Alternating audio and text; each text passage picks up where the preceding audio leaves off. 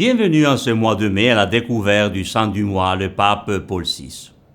Depuis une tradition très ancienne qui nous vient des premiers chrétiens, les saints sont d'habitude fêtés dans leur die natalis, littéralement le jour de la naissance, où cependant on se réfère à la naissance au ciel, qui nous appelons ordinairement le jour de la mort. Cette antique tradition est très significative, parce que dans la foi, nous soulignons que la mort n'a pas le dernier mot, mais plutôt qu'elle est un passage vers une nouvelle réalité, une nouvelle et vraie naissance dans l'éternité à côté de Dieu. Il est vrai cependant que de nombreux saints sont fêtés à des dates qui ne correspondent pas au jour de leur mort ou de leur naissance au paradis, comme nous venons d'expliquer, mais à des dates importantes de leur vie. Ainsi, Saint Ambroise, par exemple, est célébré le 7 décembre, le jour de son élection épiscopale par les fidèles. Ou bien Saint Jean 23, il est célébré le 11 octobre, jour où il a inauguré le Concile Vatican II. Ou encore notre saint du mois, le pape Paul VI, le 29 mai, jour de son ordination sacerdotale en 1920. Giovanni Battista Montini, de son vrai nom, né le 26 septembre 1897, près de Milan, au nord d'Italie, dans une famille bourgeoise. Son père est directeur d'un journal catholique, sa mère dédie sa vie à la famille et à ses 3 enfants.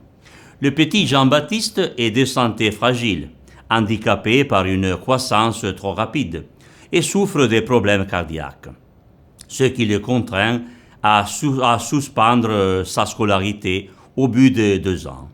Il doit donc étudier à la maison, mais il a toujours de brillants résultats. En 1910, une communauté de moines bénédictins s'installe dans son village et le jeune Giovanni Battista assiste souvent aux prières et y fait quelques retraites spirituelles. Il dira que c'est là qu'il a germé sa vocation. Et en effet, 10 ans plus tard, il sera ordonné prêtre. Jusqu'à sa nomination comme archevêque de Milan en 1954, il exerce un apostolat auprès des jeunes universitaires. Et parmi eux, rencontre Aldo Moro, qui sera secrétaire de la démocratie chrétienne italienne, avec lequel il entretient des rapports personnels d'amitié jusqu'à sa tragique mort en 1978, tué par les Brigades Rouges. Par ailleurs, il travaille pour la diplomatie vaticane, dans laquelle il devient de plus en plus important. Il devient un des plus proches collaborateurs du pape.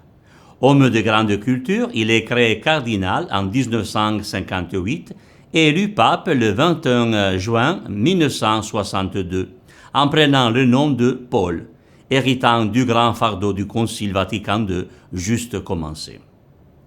Impossible de résumer brièvement son pontificat, vécu dans les années du baume œcuménique et en Occident est marqué par la révolution sociale du 1968 et par toutes ses conséquences.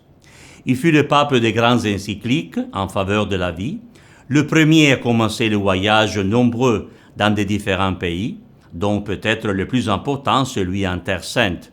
Il est le premier pape à fouler la terre de Jésus depuis Saint-Pierre. Nous connaissons bien son visage et aussi sa voix, vue et écoutée par la télévision et les médias du monde entier.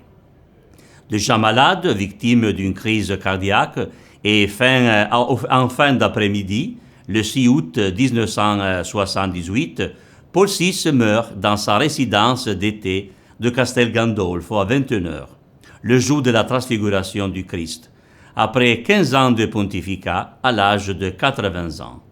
Il est canonisé le 19 octobre 2014 par le pape François. Prions.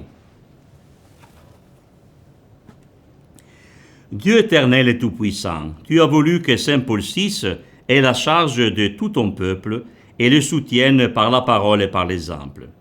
À sa prière, garde les pasteurs de ton Église et les troupeaux qui leur est confié. Guide-les sur les chemins du salut éternel. Saint Paul VI, priez pour nous.